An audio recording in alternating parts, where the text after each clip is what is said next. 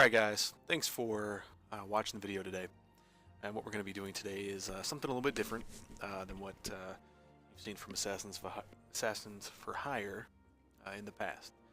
Actually, what I'm going to be doing is going over with you guys something new that I've started doing. This is DroFrehters, of course, with Assassins for Hire Free Company. And so, typically we just do streaming videos, live streaming.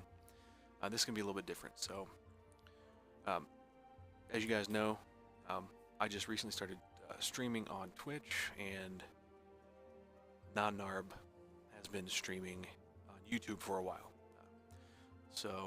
But this will be a different type of video. So as you guys know, Assassins for Hire had quite a busy June, and so did the rest of you fans of Final Fantasy XIV. June 16th saw the beginning of early access for Stormblood, with full launch on June 20th. I wish I could say early access went totally smooth, but as you're all aware, there were issues. Loads and loads of issues. We'll get into that a little bit later on.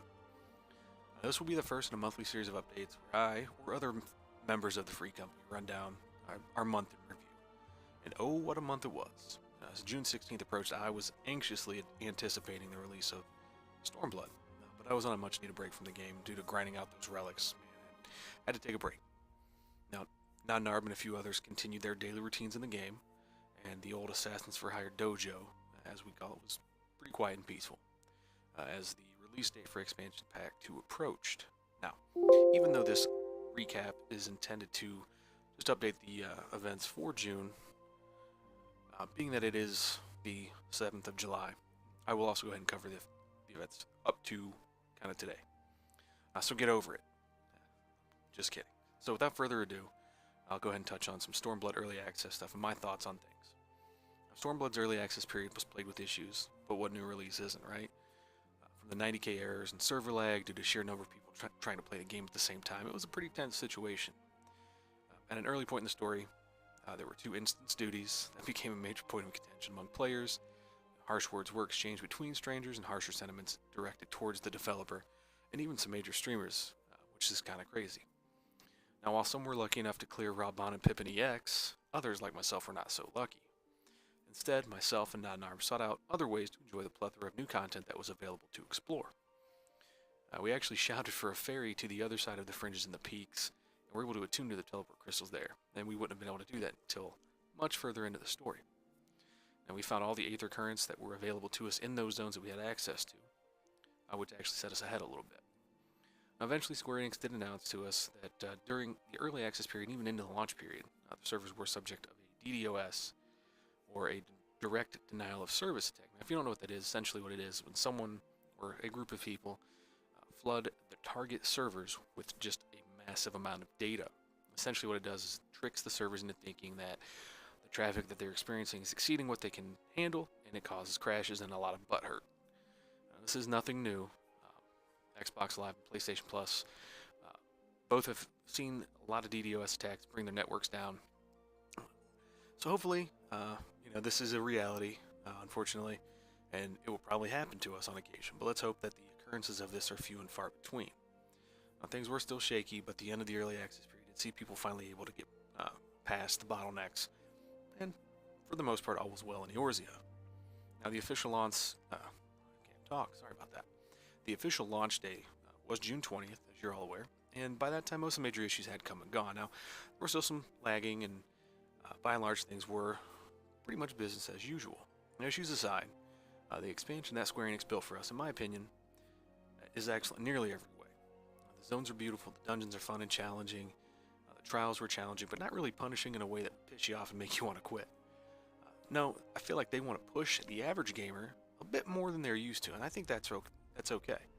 Hardcore players will find the dungeon trials to be pretty easy, still fun, but even the EX, Primal fights weren't really that bad in comparison to some of the past Primal fights that we've seen.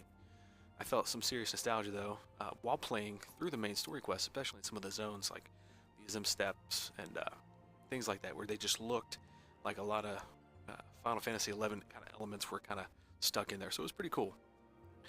Now, obviously, on that same vein, a lot of the enemies that you saw were kind of recast from previous Final Fantasy iterations. I think it's really cool that they can take and and make fresh content, but use old things that they have, you know, old resources, but still make it feel new. Now, I would say my biggest gripe about Stormblood for early access and through the launch period was the instance zones. Now, I know this was meant to keep the servers from crashing and imploding, but it was kind of frustrating because if you're trying to play with friends, it was kind of tedious because you couldn't just teleport to the zone and always be transported to where you wanted to be. It did make hunting kind of difficult, but again, that has gone away. Now, as far as job adjustments, I do have some concerns about some things. I'm not going to go into that now. I'm going to save that for further down the line here in another video, because my main concern is with Dragoon and with Warrior. Now, those both happen to be the two jobs that I leveled to 60 first. And Dragoon is my current level 70. I haven't really touched Warrior, so I don't really have any way to pass judgment on Warrior yet, other than what I've seen and some of the things I've toyed around with while fighting a striking dummy. So I can't really go into too much there, but I will get into that stuff in the future. Now, the next thing I want to talk about, and this is kind of the exciting thing here, is the AssassinsForHire social media streaming services and our sweepstakes. So kind of put this all together here, as this is kind of the big bulk of the important, exciting things that were happening for us. Now, AssassinsForHire Free Company does have a social media presence just about everywhere you can think of these days, and for good reason. You know, our free company used to be a lot more active. Our player base has dwindled down to just a few loyal members. In an effort to increase our membership and to get views on our YouTube and our website, and just drive some more traffic and put out good content for people, we flooded ourselves into the social media verse. Twitter, Instagram, Facebook, YouTube, Twitch, and they're all prime for us to get our message out. Well, we didn't have a message, so we realized that not having a message to clearly identify who we are, what we wanted to achieve with the free company in the game, and through our streams, we did make some major updates to our website in the form of an About Us page, and that just kind of goes into our mission statement, what we're trying to do, and who we are. The general consensus that we've gotten from people who've looked at the site has been very positive, and so we hope to continue being able to put out good quality content, things like that, and make the website a place that can be used by anybody, not just on Behemoth server, not just our free company, but anybody who comes to the site or has questions about Final Fantasy XIV. Excuse me. Now, the exciting stuff here is that, of course, now I'm streaming on YouTube, and I just started streaming on Twitch. And our goal isn't to steal viewers from streamers. It's not to make $1 billion, although that would be cool. Who wouldn't want to make money playing games and streaming, right?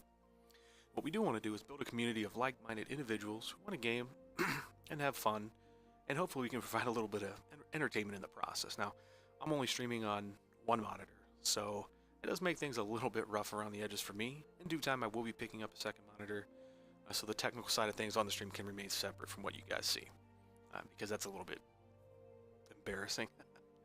Now, this next part may have warranted its own section of this update, where I didn't really separate it out here, but it's kind of part of the social media footprint that we're trying to create. So, as of July 1st, if you aren't aware, AssassinsForHire did launch our first contest, who hopefully have one lucky person will have the chance to win a 60-day game time card for Final Fantasy XIV. Now, for full details, you want to check out the post on the website at www.AssassinsForHire.com to find out what you have to do to enter and become fully eligible to win. Now, we were blown away by the amount of interest that we drew on the very first day of the contest. We had 150 visitors on that day, which is crazy. Previous best was 60, which is what caused us to initially do the contest in the first place. We hope that everyone enjoys the contest, and we would like to do it again in the future. And if you do have any ideas for the contest, please feel free to contact us at admin@AssassinsForHire.com. That's our actual email that we have, and you can send any questions, inquiries, suggestions there. Now, thank you for taking the time to check out this video. Look forward to continuing to bring you guys exciting news and information, and all around just general excitement in the coming months. A lot of good things to come. Until next time, if you're not first, you're last. This is DroFrehters, and I am signing out.